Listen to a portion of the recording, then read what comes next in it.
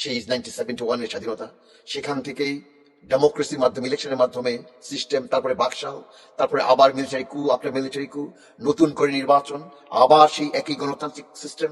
আবার দেখলাম 2006-এ আমরা কি এটি নতুন মিলিটারি এবং সুশীল সমাজ নিয়ে নবতাত্ত্বিক সরকার। সেই তারপরে এই বিগত ফ্যাসিজমের 15 বছরের যেই পরাধীন দাসত্বের শিকার আমরা জাতি হলাম, সেটি থেকে আমরা মুক্ত হলাম বটে, কিন্তু মানুষের এই সিস্টেমের কারণে সার্ভিচুড থেকে, দাসত্ব থেকে মুক্ত হতে পারলো না। স্টুডেন্টস পাওয়ার কাকে বলে? সারা বিশ্বকে তাক লাগিয়ে আমাদের প্রজন্ম, আমাদের ছাত্রছাত্রীরা, আমাদের স্টুডেন্ট পপুলেশন সেটিকে দেখে দিয়েছে। তারা জাতিকে দিয়েছে 1971-এর পরে নতুন একটি স্বাধীন দেশ। তাদের আন্দোলন যদিও কোটা সিস্টেমের বৈষম্যের বিরুদ্ধে থেকে শুরু হয়েছিল, কিন্তু সেই আন্দোলন ছাত্র জনতার সম্মিলনে এটি সিস্টেমকে, একটি রাষ্ট্রযন্ত্রের সমস্ত করাপ্ট সিস্টেমকে উৎপাটন করে ফেলেছে। এই ধরনের এক্সাম্পল পৃথিবীর দ্বিতীয় দেশে আছে কিনা আমার জানা নেই। এই ছাত্রছাত্রীদের নিয়ে গর্ব হয়, জাতিকে কিভাবে স্বাধীন করেছে। তাদের রেশনাল, তারা যৌক্তিক ভাবে যে আন্দোলন চালিয়ে গিয়েছে, তাদের মেরিট বেসড কম্পিটিশনের যে ডিমান্ড, তাদের যেই দক্ষতা, তাদের যে শার্পনেস, সর্বোপরি দেশের জন্য, মানুষের জন্য, জাতির জন্য জীবন স্যাক্রিফাইস করার যে আনস্টপেবল উইল, ইনডমিটেবল উইল, সেটি তাদেরকে সফলতা এনে দিয়েছে। যদি এর আগে দীর্ঘ 15 বছরে অনেক অ্যাটেম্পটস, রক্তাক্ত অ্যাটেম্পটস নেওয়া হয়েছিল, সেটি রক্তে সীমাবদ্ধ রয়ে গিয়েছে, কিন্তু সফলতা আসেনি। আজকে এই স্বৈরাচারের বিরুদ্ধে, ফ্যাসিজমের বিরুদ্ধে, একটি ডিক্টেটরিয়াল ব্যবস্থাপনার বিরুদ্ধে, সেই সাথে এর সাথে জড়িত যে রাজনৈতিক দল, সব কিছুকে উপড়ে ফেলে শত শত ছাত্রছাত্রীর জীবনের বিনিময়ে পুনরায় বঞ্চিত হয়েছে আমাদের এই নতুন বাংলাদেশ, নতুন স্বাধীন বাংলাদেশ।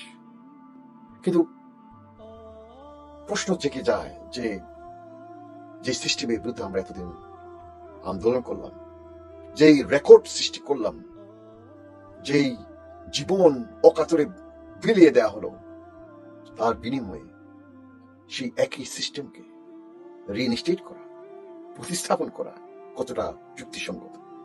আর আমরা স্বাধীনতার কথা বলছি, স্বাধীন হয়েছি মাত্র একটি দল থেকে, কিন্তু সিস্টেম যেটি মানুষকে অপ্রেস করে, যেটি মানুষের জীবনে মিজারি আনে, যেই dictatorial and western ideological based system শুধু মানুষকে মানুষের অধীন করে, অধীনস্থ করে এবং দাস বানায়, সেই সিস্টেম তো জায়গায় রয়ে গেছে। বরং আজকে ইন্টারিম গভর্নমেন্ট ওই একই সিস্টেমে প্রতিস্থাপিত হতে যাচ্ছে।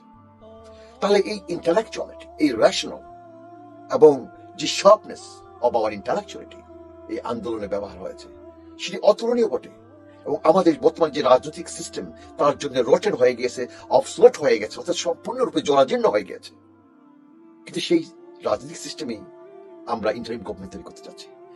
দেখা যাবে সেই ইন্টারিম গভর্নমেন্ট আবার নতুন করে ইলেকশন দেবে, ঘুরে ফিরে সেই একই সিস্টেম আমাদের ঘাড়ে চেপে বসবে। আবারও জনজীবনে অস্বস্তি, মানুষের জীবনের অনিশ্চয়তা, মানুষের সম্পদের অনিশ্চয়তা, রাষ্ট্রযন্ত্রকে সম্পূর্ণরূপে ভেঙে দেওয়া, এই organs of the state completely politicise করে নিজের ব্যক্তি বা দলীয় সাথে ব্যবহার করা একই হবে। আমরা কি 53 ইয়ার্সে কম দেখলাম? আমরা দেখেছি সেই 1971-এর স্বাধীনতা, সেখান থেকেই ডেমোক্রেসির মাধ্যমে, ইলেকশনের মাধ্যমে সিস্টেম, তারপরে বাকশাল, তারপরে আবার মিলিটারি কু, আপনার মিলিটারি কু, নতুন করে নির্বাচন, আবার সেই একই গণতান্ত্রিক সিস্টেম। আবার দেখলাম 2006-এ আমরা কি এটি নতুন মিলিটারি এবং সুশীল সমাজ নিয়ে নবতাত্ত্বিক সরকার। সেই তারপরে এই বিগত ফ্যাসিজমের 15 বছরের যেই পরাধীন দাসত্বের শিকার আমরা জাতি হলাম, সেটি থেকে আমরা মুক্ত হলাম বটে, কিন্তু মানুষের এই সিস্টেমের কারণে সার্ভিচুড থেকে, দাসত্ব থেকে মুক্ত হতে পারলো না। একমাত্র মুক্তি মানুষের দাসত্ব থেকে, সেটি হচ্ছে যে মুসলমান হিসাবে, শুধুমাত্র মুসলমান হিসেবে নয়, সমস্ত মানব জাতির জন্য Sharia can liberate the man from the system of man. আর আজকে যদি আমাদের এই স্যাক্রিফাইসকে,